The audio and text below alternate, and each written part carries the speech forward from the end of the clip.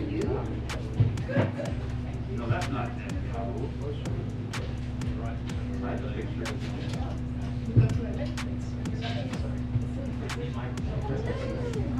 No, it's Restful nights. I show you my picture. And now I'm back.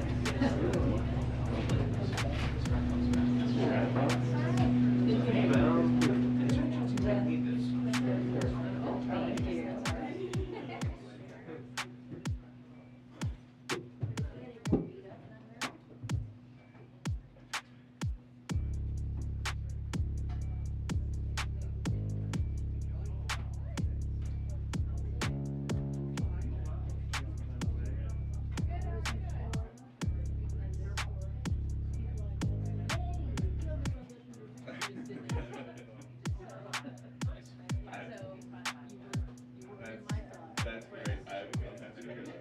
Where in Florida were you?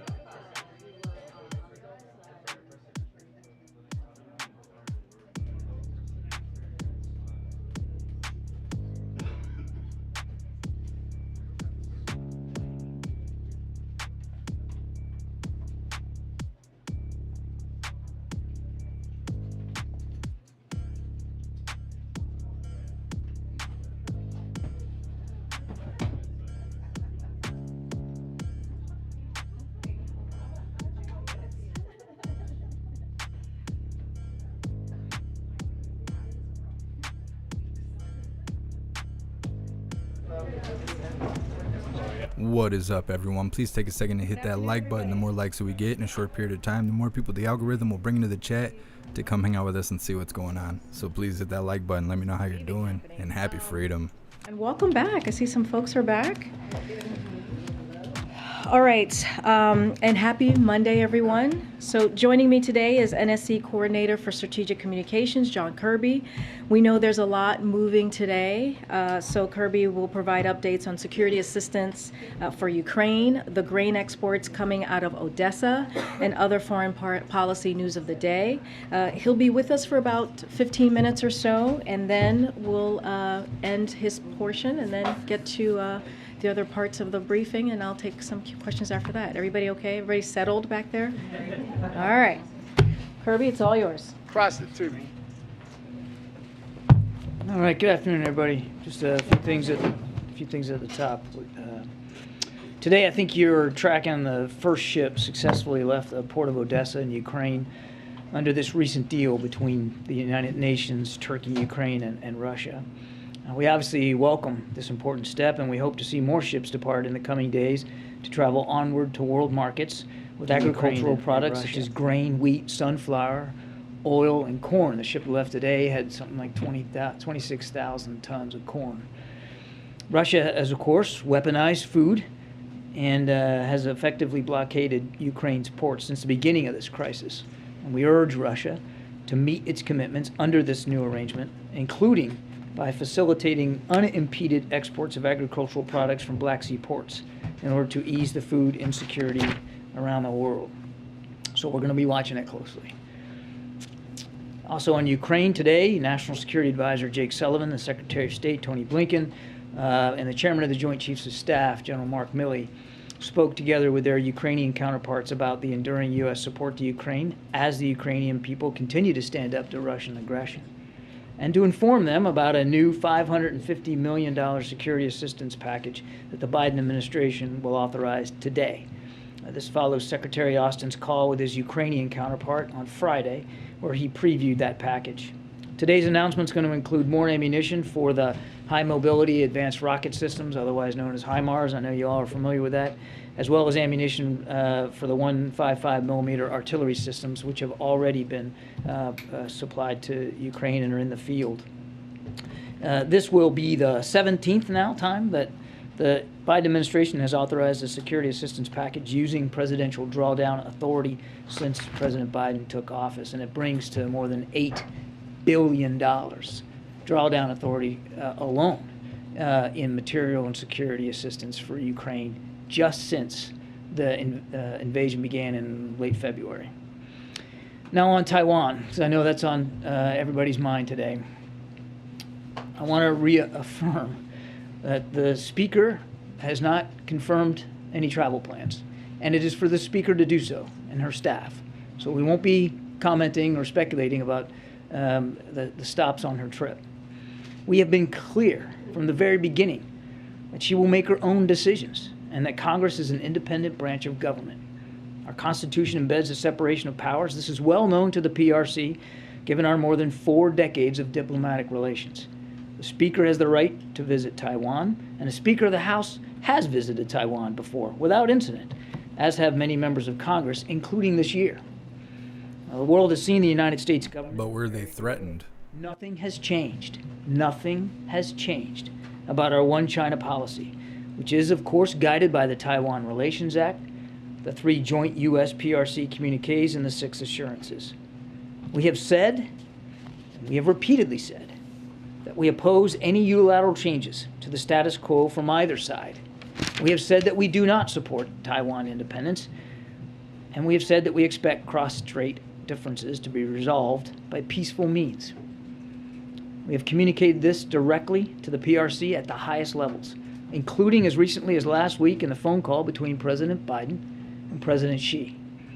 The National Security Advisor, the Secretaries of State and Defense, the Chairman of the Joint Chiefs of Staff have also made this very clear to Beijing in a half a dozen recent high-level conversations. Put simply, there is no reason for Beijing to turn a potential visit consistent with long-standing U.S. policy into some sort of crisis or conflict, or use it as a pretext to increase aggressive military activity in or around the Taiwan Strait. And yet, over the weekend, even before Speaker Pelosi arrived in the region, China conducted a live-fire exercise. China appears to be positioning itself to potentially take further steps in the coming days and perhaps over longer time horizons. These potential steps from China could include military provocations, such as firing missiles in the Taiwan Strait or around Taiwan, operations that break historical norms, such as large-scale air entry into Taiwan's Air Defense Identification Zone, ADIZ, I think you all know that acronym, air or naval activities that cross the median line, and military exercises that could be highly publicized. This could also include actions in the diplomatic and economic space, such as further spurious legal claims by Beijing's public assertions last month, like Beijing's public assertions last month that the Taiwan Strait is not an international waterway. Some of these actions would continue concerning trend lines that we've seen in recent years, but some could be of a different scope and scale. The last time Beijing fired missiles into the Taiwan Strait was 1995 and 1996, after Beijing reacted provocatively to Taiwan's president's visit to deliver an address at his alma mater. I want to contrast this now between the United States and China. We, and countries around the world, believe escalation serves no one. Beijing's actions could have unintended consequences that only serve to increase tensions. Meanwhile, our actions are not threatening, and they break no new ground. Nothing about this potential visit, which, oh, by the way, has precedent, would change the status quo. And the world should reject any PRC effort to use it to do so. We will not take the bait or engage in saber rattling. At the same time, we will not be intimidated. We will keep operating in the seas and the skies of the Western Pacific as we have for decades. We will continue to support cross-strait peace, stability, support Taiwan, of course, defend a free and open Indo-Pacific, and we're still going to seek to maintain lines of communication with Beijing. All of that is important, and all of it is preserving the status quo. We expect to see Beijing continue to use inflammatory rhetoric and disinformation in the coming days. The United States, by contrast, will act with transparency. We'll stand up here, we'll answer your questions, we'll give you the facts. We are also committed to keeping open lines of communication with Beijing, as I said. This is what the world expects of not just the United States, but of China. And we encourage Beijing to keep that commitment as well. With that, go to some questions. Thanks, John. So, given all the saber rattling that's being done by China and the fact that Speaker Pelosi is still considering a trip, the fact that you're laying out all the possible reactions that China could have, should we take this as a sort of test of China's willingness to make good on some of its designs on Taiwan, or a test of whether they've learned some of the lessons that Russia learned by invading Ukraine? The short answer to your question, and then I promise I won't just leave it with a short answer, is that's a better question for President Xi, and what's in his mind over this. I think we've laid out very clearly that if she goes, it's not without precedent. It's not new. It doesn't change anything. I mean, what we would hope they infer from everything we've done and everything we've said, including during the president's phone call, is that we're being consistent. There's no change. We've not ramped up the rhetoric. We've not changed our behavior. Everything we've done is consistent with our obligations and our commitments. But if the policy hasn't changed, then why was the Speaker being urged not to go?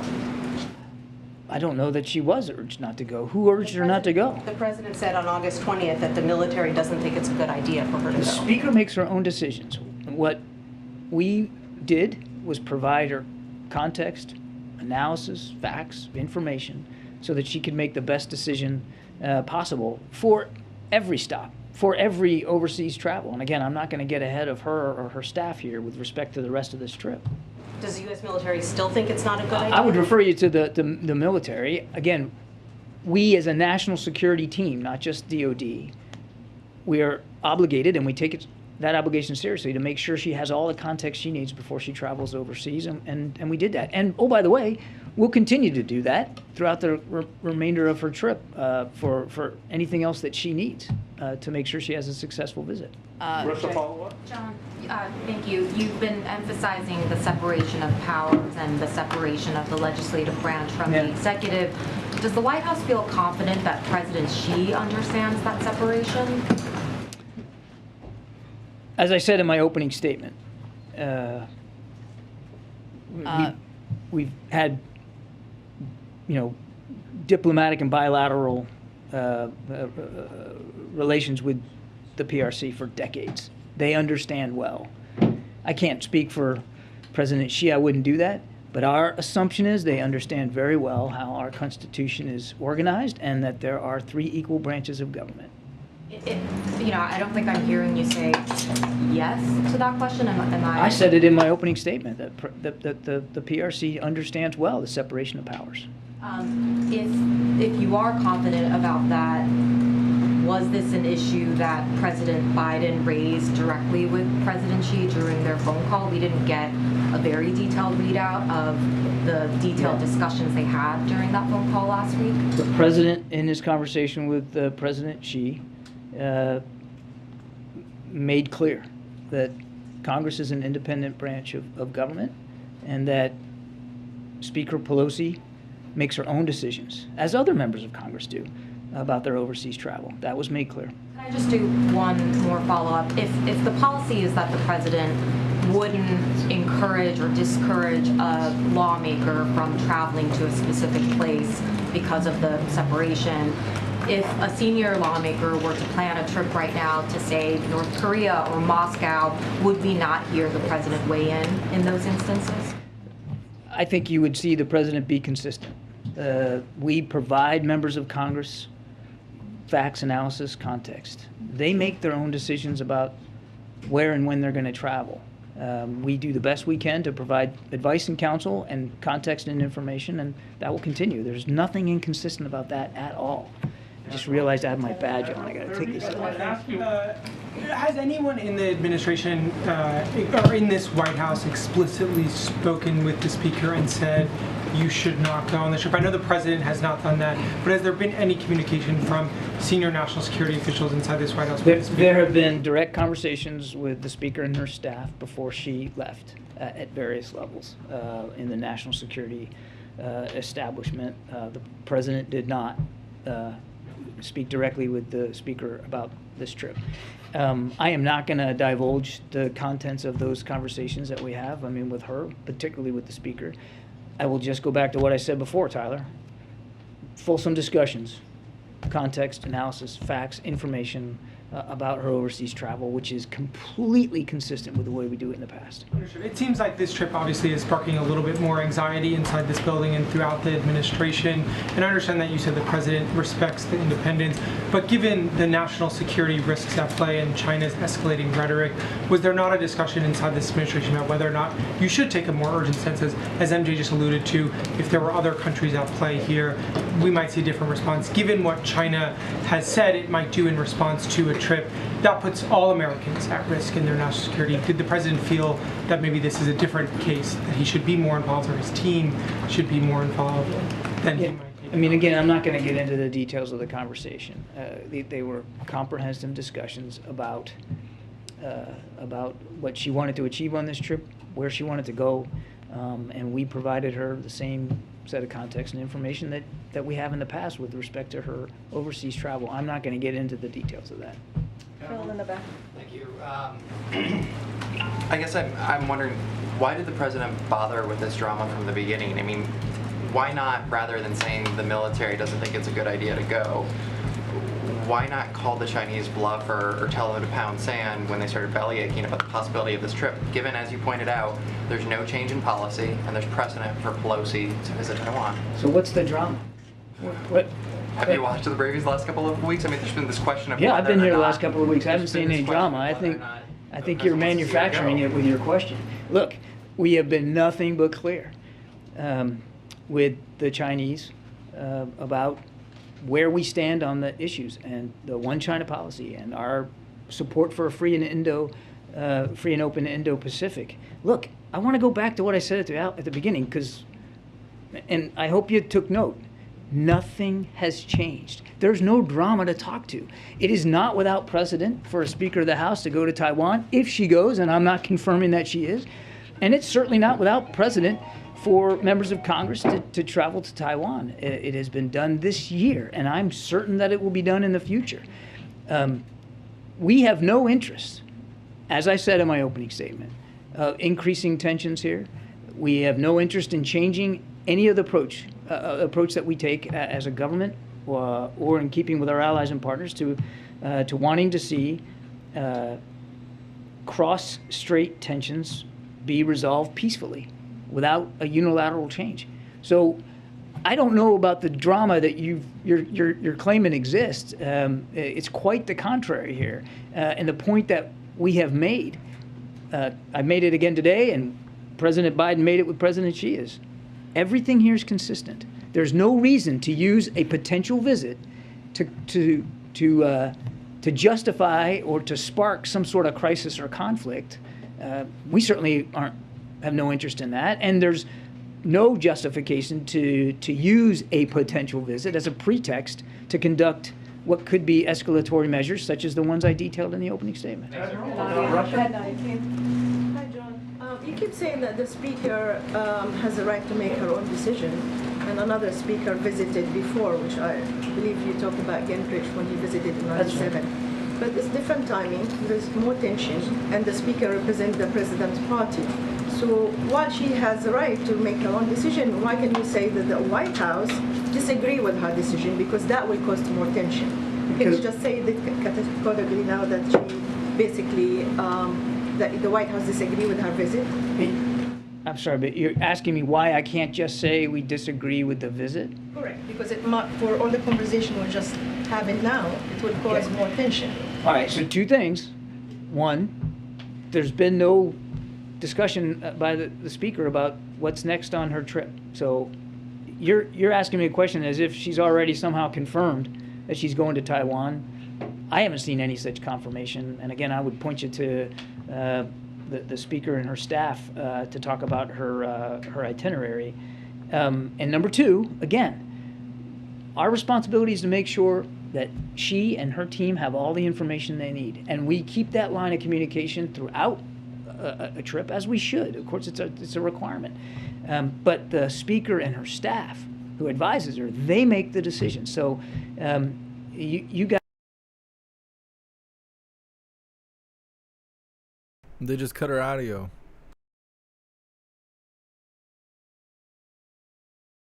Why'd they do that?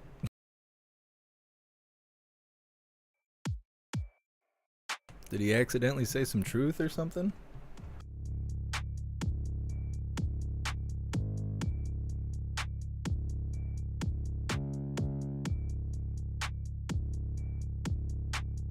Huh. Alright, give me a second.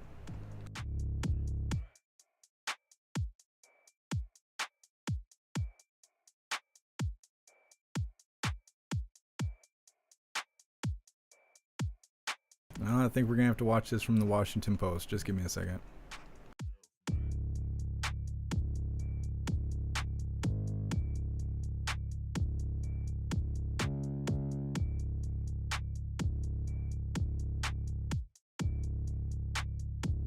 He has not come out and given a fulsome support for this trip if it happens. What is your sense about her advocacy for democracy, for self-rule in Taipei if she were to go there, and the impact of that if she were to make that kind of a statement? Long-held views on the part of the speaker and how that might have an impact. Well, the speaker can speak for herself, and whatever. They're getting carried away and starting to censor their own people. Is really her prerogative. That's why it was so important for me in my opening comments, Kelly, to make clear what this administration's policy is with respect to the One China principle, One China policy, as well as not wanting to see cross-strait tensions resolved by any other than peaceful means, and the fact that we don't support Taiwan independence. It was important for me to lay that down right at the outset. That's our policy. That's this administration's approach. I can't speak for what Speaker Pelosi may do or say on this trip. One question here, if I may follow up, because of the closeness between the speaker and the president, it does raise the question about, is she sort of pressing a foreign policy that may in fact put the president in a bad position? Is that the sense of this White House? The president is comfortable with the position that this administration continues to take, which has long-standing historic precedents, and I went through it all at the opening statement. The president's very comfortable with our policy with respect to China and to Taiwan, and he had an opportunity last week to reaffirm those policies and his views in his direct discussion with President Xi. Okay, just a few more. Go ahead, Jeff, and then Joey. Thank you very much. Thanks. John, you mentioned the potential of missile launches by China. Are the people of Taiwan at risk if Speaker Pelosi makes this visit, and is she at risk if she makes this visit? Well, we certainly don't think there's any reason for anybody to be at risk here with a potential visit. Again, hasn't been announced, and I won't speak for Speaker Pelosi. But there's certainly no reason for this to come to blows. There's certainly no reason for this to escalate. And as for the potential risks, I think that is a better question put to the PRC and to the PLA Army and Navy and the Air Force. We're going to watch this very, very closely. We're going to make sure that she has a safe and secure visit, because that's our responsibility. And we urge, as I said at the outset, we urge China to, if she goes, to see this for exactly what it is. Nothing new, no change to our policy, and certainly not an unprecedented visit by the Speaker of the House. You also said the U.S. will not be intimidated. Do you feel that using language like that right now will be viewed by China in a way that you are also raising rhetoric the way they have? You said it right at the top, like that they have. They have been out there in recent days with some irresponsible rhetoric. We feel it's important for everybody in the region to understand how seriously we take our security commitments in the Indo-Pacific, and that's why we put it that way. There's no reason, Jeff, for this to honestly, there's just no reason for this to escalate.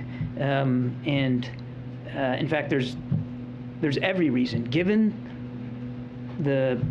our national security interests, as well as the interests of our allies and partners that that are at stake in the Indo-Pacific on any given day, there's every reason for this to not escalate, and for the lines of communication to remain open between Washington and Beijing, and that's what we'd like to see happen.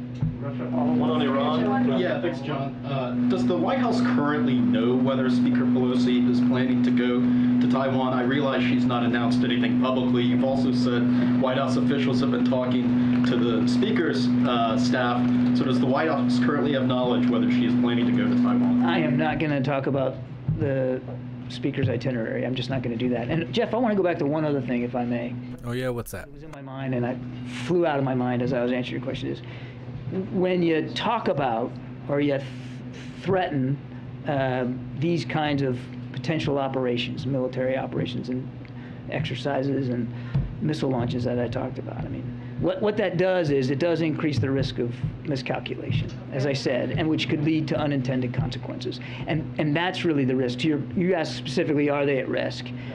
That's where the risk comes in. It's not so much that there might be a direct attack, but it raises the stakes of miscalculation and confusion, which could also lead to unintended consequences. Karine. That was terrible delivery of an answer. Given everything that you've laid out here, why do you think China is reacting the way it is reacting to this speaker and this trip? It's difficult to know specifically, and you're kind of asking me to get inside their brains, and I don't know that I'm comfortable doing that. I think, again, that's a question better put to President Xi and the PRC and their military leaders. There has been, you've heard Chairman Milley talk about this even before we were talking about a potential visit by the Speaker, of increasing aggressiveness by PLA military forces in the region alone. Violations in air and sea space across the strait, more aggressive and proximate military exercises, and of course in their rhetoric. I mean, this has been going on now for months, and if you really want to, you can go back years in terms of Chinese coercion and intimidation tactics, even just in the military environment in the South China Sea, East China Sea. So, been building. I can't account for why they have answered just the possibility of this visit in the manner in which they've done. I can only account for President Biden and for this administration and for how we are trying to manage tensions and, quite frankly, manage this one of the most consequential bilateral relationships in the world. And that is by making it clear what we're seeing, sharing it with you, making it clear that there's no reason, for whatever the reason is, there's no reason that it should spark some kind of conflict, or that it should precipitate increased tensions, or serve as some sort of pretext for some sort of what they would consider a reaction.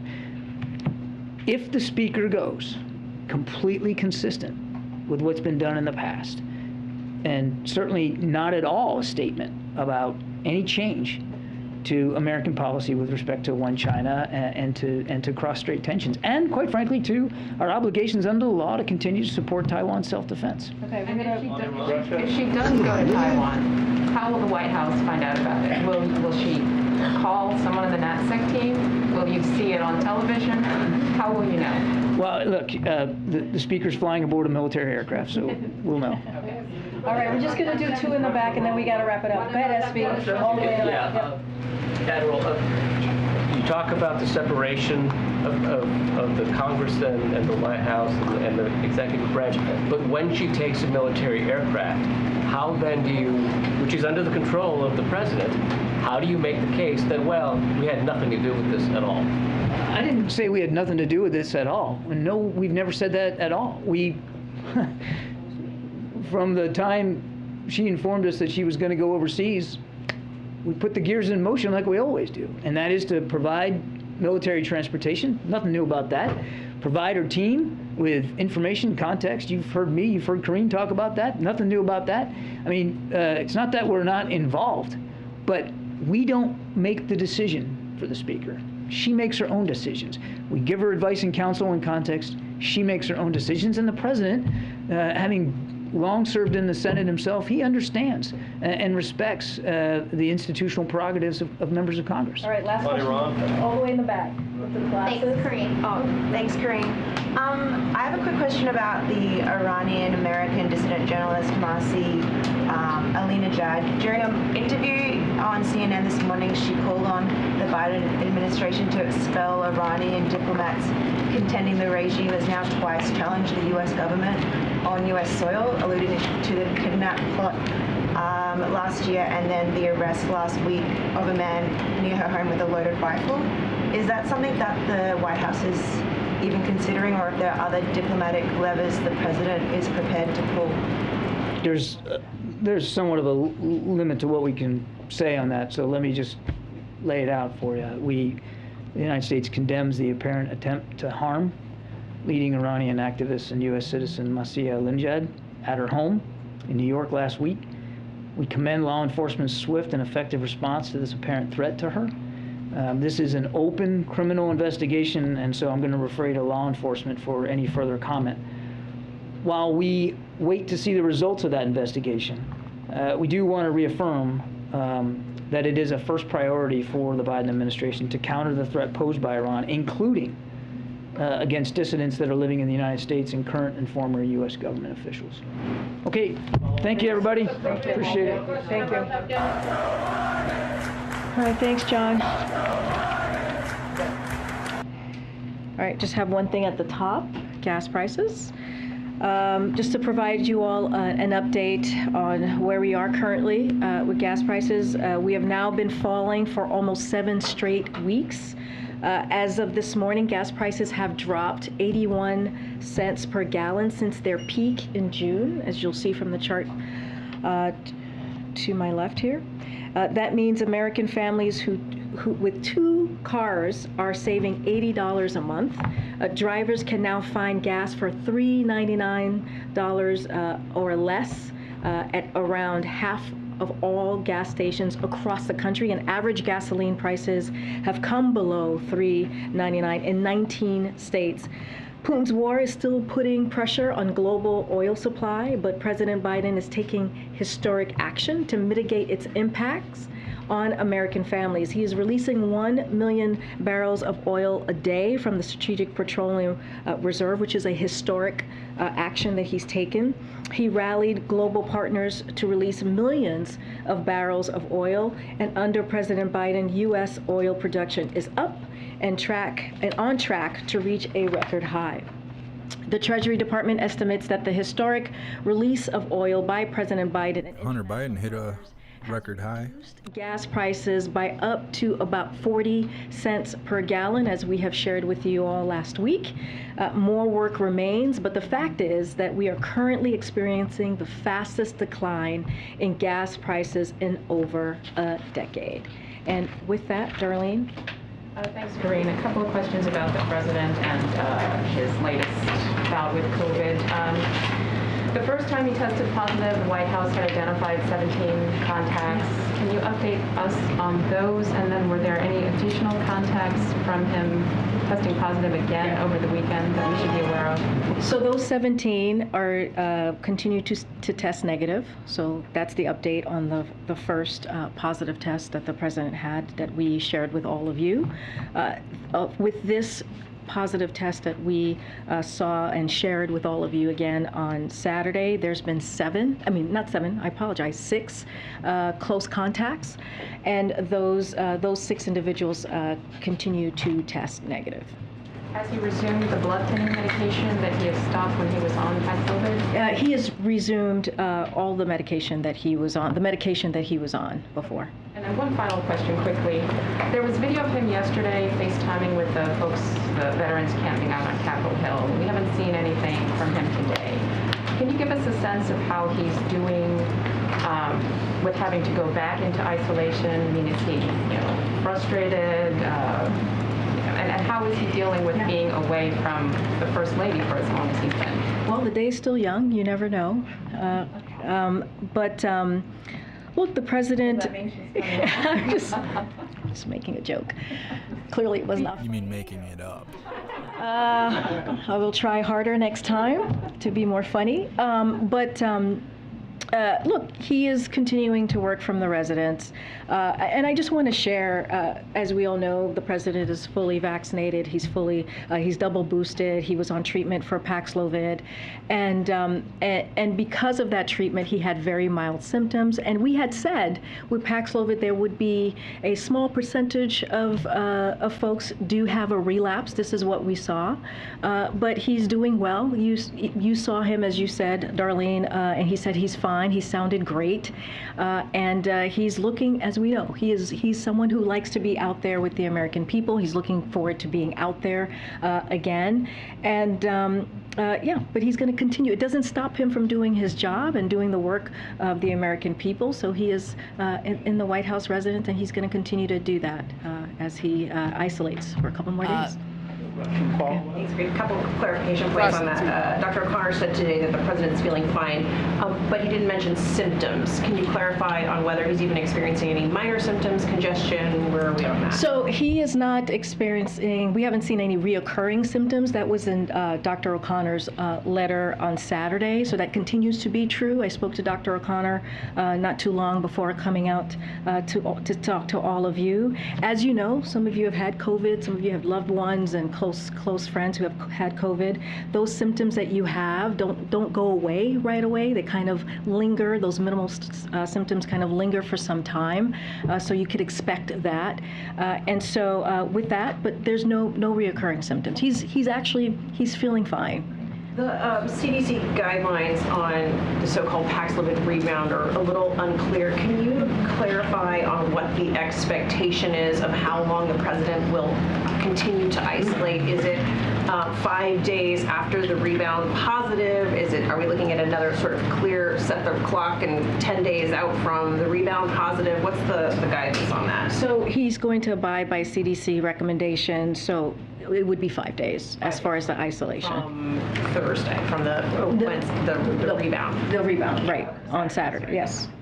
You're about to get, going back and forth there. And then, were you able to get a sense of the president's reaction to Senator Manchin yesterday repeatedly refusing to get behind an endorsement for a re-election? And does the president, if you did get a reaction to that, feel like members of his own party are undermining him on that front?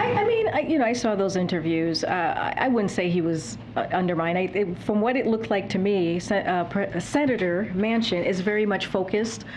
He went on the shows to focus on the Inflation Reduction Act. He was zeroed in on that and laid out why this is going to be a benefit for middle class families and why it's going to lower costs and why it is an investment, a historic investment in that we have not seen in a long time, whether it's climate change or just in general as we try to reduce inflation and fight that back and figure out how do we continue to lower the deficit. And so repeatedly asked whether he would support President Biden in a 2024 re-election, and he repeatedly refused to go there. So here's what I'll say about this. And we from the podium, I really cannot dive into any election, but I've been really clear, and the president's been asked this question many times, and he intends to run in 2024. He plans to run in 2024. That is way off. Like we are a long ways away from 2024. And here's the thing: our biggest thing right now is to not be distracted.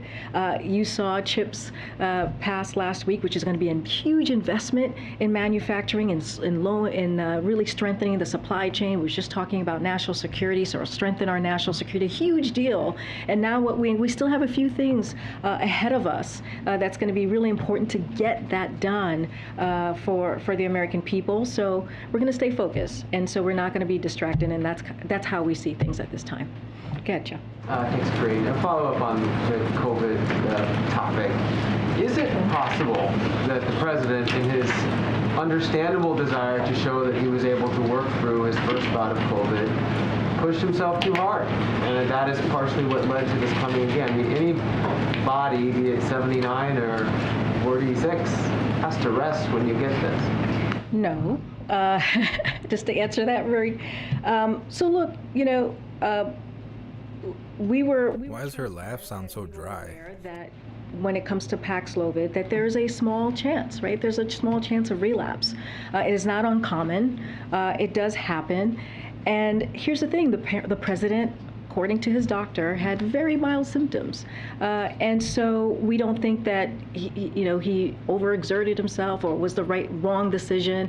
It was because of how he was doing at the time. And so again, we were transparent about what we thought could potentially happen.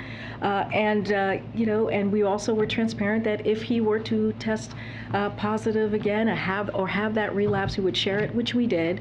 And now he's feeling fine. He's doing well. He's doing the business of the American people in the White House residence, and he's looking forward to be out here again. And on one other topic, what's the next step from the White House's perspective on the Inflation Reduction Act? Have you had any signals from Senator Sinema as to whether or not she will support it? So I'm not going to get into details about any conversations that we're having with congressional members. I will say, and I've said this before, our White House staff, White House officials here continue to be in touch with folks in the House and offering any technical assistance, offering any guidance that folks might need there. So we'll continue to do that.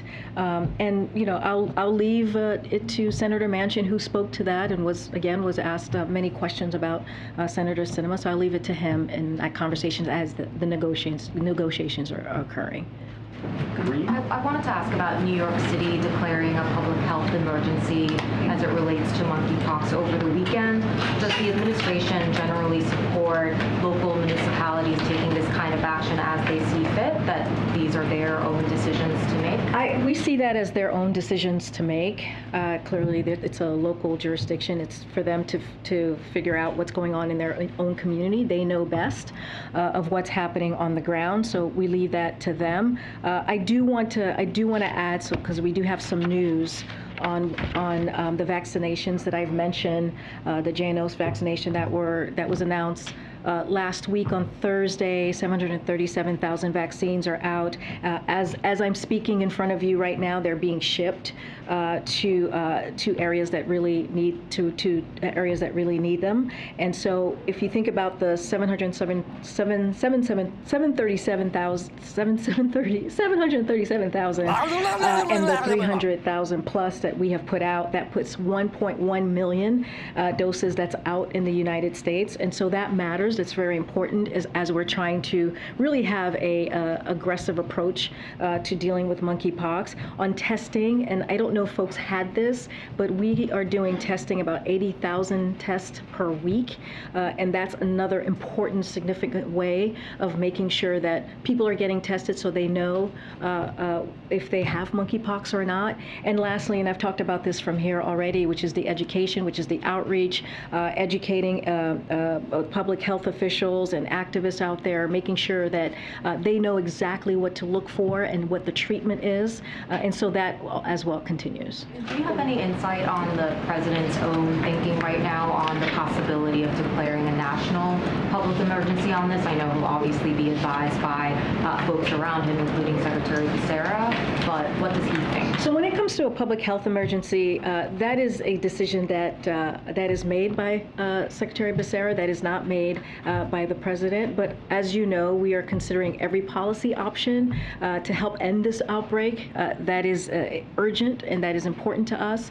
But again, that is up to Secretary Becerra to make that decision. Any general timeline? I would refer you to HHS on a specific timeline.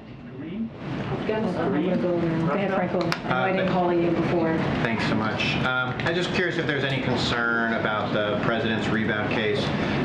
concerned that that could set back any efforts to get people to take or for Paxlovid to be prescribed for severe cases? Oh, absolutely not. The way we see it is Paxlovid has over 90% chance of preventing severe illness if it's taken early. And, you know, as we saw, the president had very mild symptoms because of Paxlovid, because he was fully vaccinated, because he was double boosted. And so we anticipated that. We had said there would be a minimal chance of him having a relapse. And so, you know, again, you know, the relapse truly is small, and the protection of Paxlovid easily outweighs that as we see it. And so, again, you know, we encourage Americans out there who haven't fully gotten vaccinated to do that, who haven't been boosted, to go ahead and get their booster. The treatment that the president received is the same treatment that others could receive as well, and that is because of the work that this administration, that this president has done from day one in walking into the White House. What about Russia banning that Jewish agency? Also, if I could ask, I know you're a little tired of asking about answering questions about 2024. Oh, I'm never tired. And Never President tired. Biden running, whether he will run. I was just, you know, with former President Trump talking about submitting his paperwork potentially before the midterms, when will President Biden file his paperwork, and wouldn't that help kind of nip some of these questions in the bud? I mean, the president has said that he intends to run. He's said that multiple times. So there's that. I'll put that out there. But again, we have some work to do in the next couple of days and weeks that we're going to focus on. We're not going to be distracted by what's happening with the former president. That is not our focus. Our focus right now is, you know, as we're talking about the Inflation Reduction Act, which is historic, as I just laid out, which is incredibly important as we talk about lowering cost, prescription drugs for our seniors, as we're talking about getting some of that energy, lowering costs on energy for families who are sitting around their kitchen table trying to figure out how are they going to pay for whatever item that is incredibly important to them. So this is what this is going to do, and so we're going to continue to talk about that. We see the Inflation Reduction Act as a down payment, as a promise that the president has made, and so we're going to continue to make sure we get that over the finish line. Just a question about the president's COVID case and guidelines. You outlined that he'll be in isolation for 5 days. How does that relate to potential travel? I know that even if you test negative, there are CDC guidelines that discourage you from traveling for a certain period of time. Does that clock start back at 0 with the rebound case? So the travel is a little bit different because there are no CDC recommendations on regarding travel for a rebound. So that does not exist in this for rebound cases. So as far as travel, I just don't have anything to share for you right now. But right now, CDC doesn't have any recommendations for a rebound on cases. So the White House operating under the assumption that when and if the president tests negative, then he will both be cleared to return to work in the Oval Office and travel wherever. So we're going to do I just mentioned the isolation, 5 days. He's going to be testing regularly. One of the reasons that we were able to share with you that he tested positive is because we upped his testing cadence because of his unique role, right? As president, we wanted to make sure that we were keeping an eye on that, and so that's why we were able to share that testing, him testing positive on Saturday. So we'll continue to do that. But as far as travel, there's just no CDC recommendation. Once we have more, we will let you know. Right, but so I'm just wondering, is the White House plan that as soon as he tests negative, he can return to all activities? There's no that is our hope, that is our expectation, but we are going to follow, as I just mentioned, CDC guidance as it relates to isolation. And just one last one on the president's schedule. Last week, before he tested negative, you guys gave us a more fulsome readout of what he was doing, what meetings he had. We've received nothing today. Can you give us some sort of, is he on the phone with lawmakers? lawmakers, with his economic team, his COVID team? What is the president doing? Again, the day is young. But so we, I know on Friday we provided his meetings, which included dealing with the awful flooding in Kentucky and helping provide federal resources, working with Governor Beshear and Senator McConnell, speaking with members of Congress and meeting with his senior staff. He will be doing a lot of that work virtually, as we have done in the past. And so, I mean, the work doesn't stop. He'll just continue to do that. Details on what he's done today. Well, he'll be meeting with senior staff for sure. That is something that's pretty regular on his schedule, so I can for sure share that with you. If there's anything else to read out, we'll share that with you. Go ahead. Thanks, Karine. Is President Biden thinking about pulling his support for the Inflation Reduction Act? No. Because he promised it wasn't going to raise taxes on anybody making less than $400,000 a year, but the Joint Committee on Taxation says that is not true. Well, that is incorrect. So the Joint Committee on Taxation, which you guys heralded as an effective body when you were selling the infrastructure package, is not to be trusted here. I said it is not correct because I will give you why it's not correct, because it is incomplete. The JCT report that we're currently seeing is incomplete because it omits the actual benefits that Americans would receive when it comes to prescription drugs, when it comes to the lowering energy costs like utility bills. It does not include that. And we have some experts, don't have to trust me, we have experts that say the exact same. Kimberly Clausing from UCLA, many key factors are left out in these tables, including, importantly, the effect of deficit reduction, the positive effects of the spending on clean energy, and the benefits from low drug prices, as I just stated. Seth Honlin, Center for American Progress. Republicans don't mention that JCT analysis includes an imputation of corporate taxes, i.e. the 15% minimum on corporations with less than $1 billion of profits to income groups, but does not include the major provisions that benefit people, including the tax cuts and drug savings, prescription drug savings to be specific. So Penn Wharton, where the president used to, University of Pennsylvania used to be a professor there. Penn Wharton budget model says this Inflation Reduction Act is actually going to increase inflation in 2024. Does the president worry about that? So we agree with Senator Manchin. You heard him a couple of times yesterday, and disagree with Penn Wharton as do a number of qualified experts, which I'm happy to read out. But I do want to say that it is quite ironic that congressional Republicans are complaining or have a false outrage on this Inflation Reduction Act that is actually going to do something and help the American people lower cost when they have offered really nothing to do that. What they have offered is to increase taxes on Americans making less than $100,000 a year, and what they have introduced is actually sunsetting Medicare and sunsetting also Social Security after 5 years. And that's how they want to deal with how to help the American people. We are talking about doing the absolute complete opposite. And just one more. It's been 3 days now since a Chinese official publicly threatened to murder Speaker Pelosi. Where is the president coming out to respond to, at the very least, say, don't do that? Well, first, we've talked, Kirby was just here talking about how, I have not seen those reports, so I'm just going to say. They were going to maybe shoot down her plane, or that it would be within their rights to shoot down her plane. All right. Well, we have talked about that. We have said that there's no need for this type of saber rattling. It is unnecessary. The president has been very clear. There's been no change in the One China policy.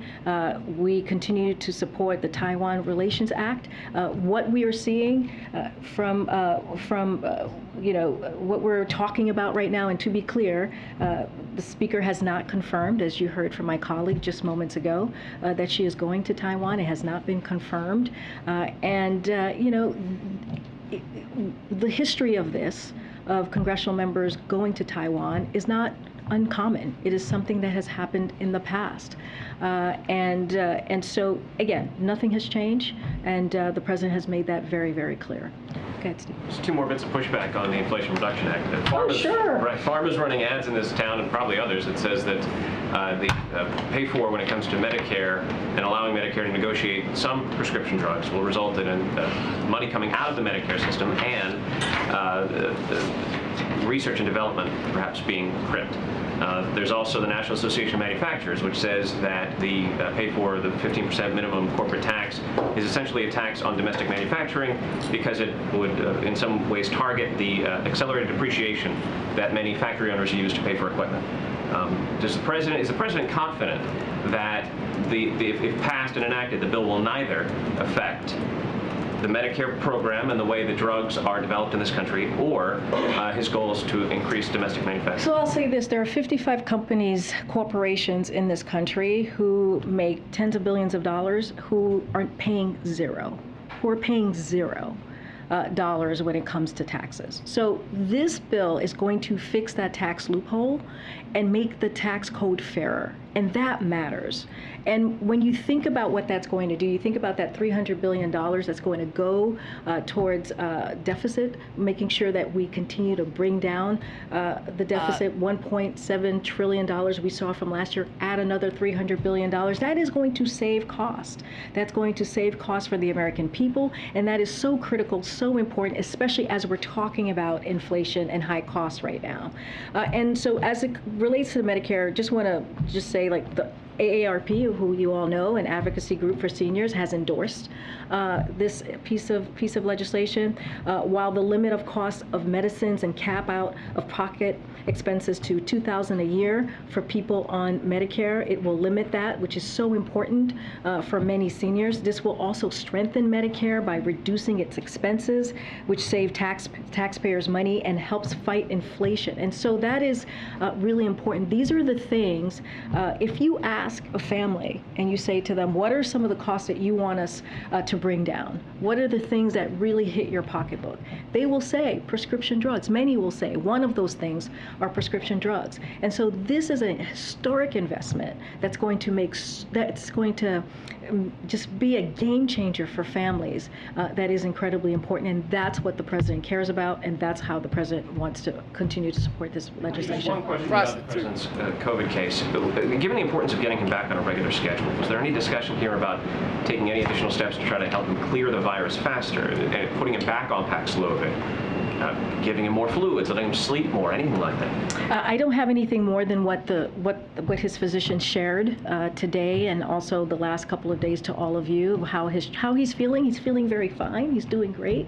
We heard from him directly say that, and we expected with Paxlovid to be a relapse. It's not unusual. It's common. We shared that with all of you the last couple of days during his bout with COVID, and so. Again, this is not unusual. He's feeling fine. We will continue to share an update from his physician. You'll get one tomorrow, and so we're just going to continue with what the doctor lays out and take his word for it. Come on, when will the president sign the CHIPS bill? Is that something that he'll do while he's isolating? Is that something he's going to do when he can resume travel? Yeah, we will have something on that very, very soon. Don't have anything for you at this time. We will have something on that. Wouldn't that be interesting to have Old Man Walter signing bills while he's away and off screen? The things they could pass. So we've talked about this the last couple of days. Look, as you know, we want to see Brittany Griner home. We want to see Paul Whelan home. They are wrongfully detained. We have been very clear about that. We put forward a substantial offer, and we want to have a good faith conversation on that. We want to make sure that we get this done as soon as possible. What we have heard, as you've heard from my colleagues, is in bad faith. And so, it's not a serious. There was a counter offer that was made, which we don't see it as a serious counter offer.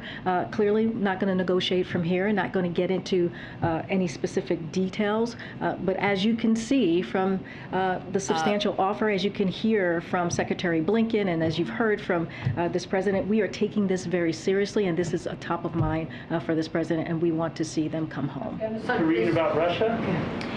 One more on the president's case. You had referred to the physician letter that says no reemergence of symptoms, but you also said lingering symptoms. So help us square that so we understand. Yeah, well, no reoccurring symptoms, meaning like if you look at his original letter, there's nothing like severe, right? Because he feels fine, right? He feels good. But as we know, when all of us have had COVID, you do have a little bit of a lingering cough, right? You do have a little bit of maybe a lingering sniffles. That's not uncommon to have, and so that's what we are talking about. So he is not 100% symptom free.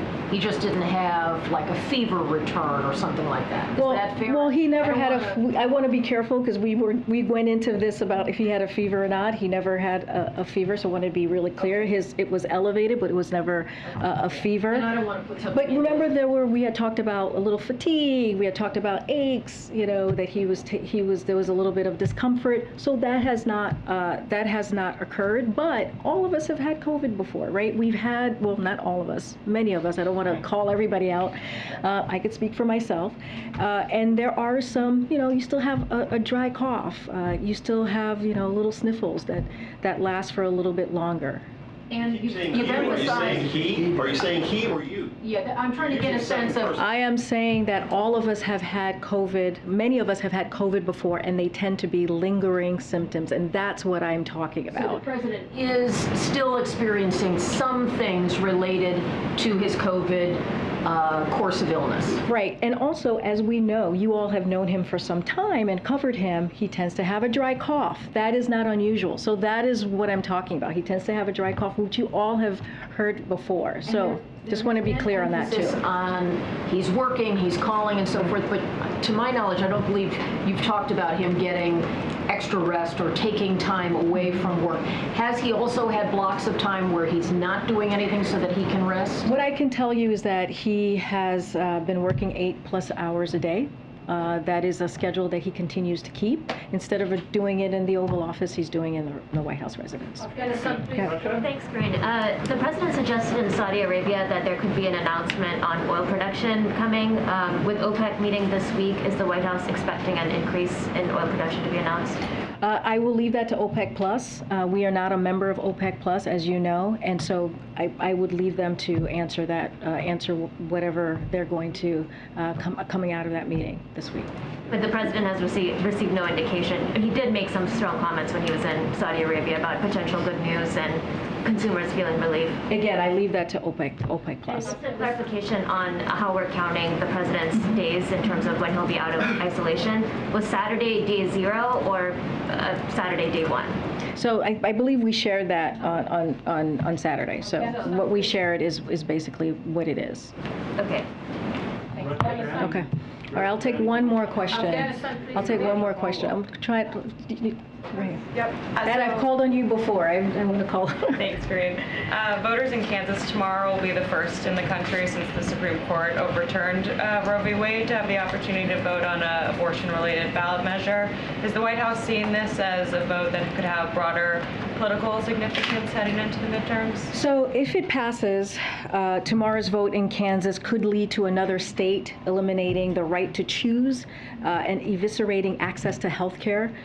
Republican governors and state legislators are imposing extreme laws banning a woman's right to choose. Many don't allow exceptions even for rape or incest, and congressional Republicans are calling for a national ban on abortion. So President Biden has made this very, very clear that the only way to secure women's rights to choose is for Congress to restore the protections of Roe as federal law. So the majority of Americans, they support that as women's right to choose. And again, Congress must act, as the president has said many times, and it is also the American people need to make sure that their voices are heard. All right, thanks everybody. I'll see you tomorrow. I'll see you tomorrow.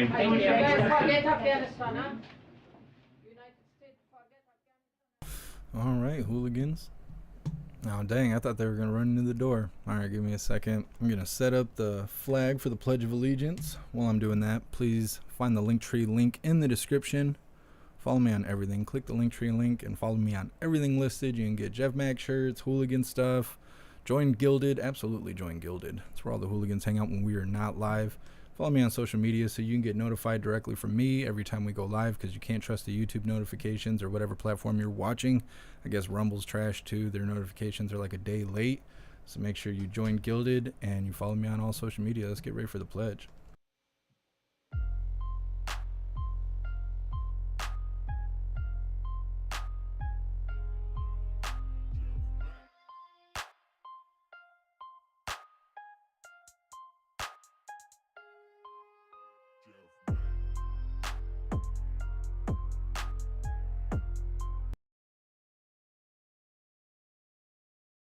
All right, hooligans, please join me for the Pledge of Allegiance.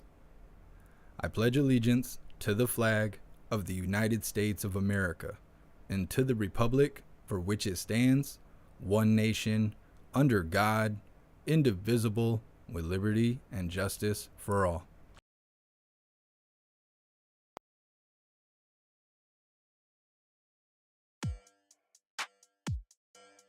All right, everyone, that's that. I think Hyena Harris is supposed to go live a little bit later. I don't know if we're going to cover that or not. And then also we will see if there's any action in the streets or anything like that. We will see what today has to come.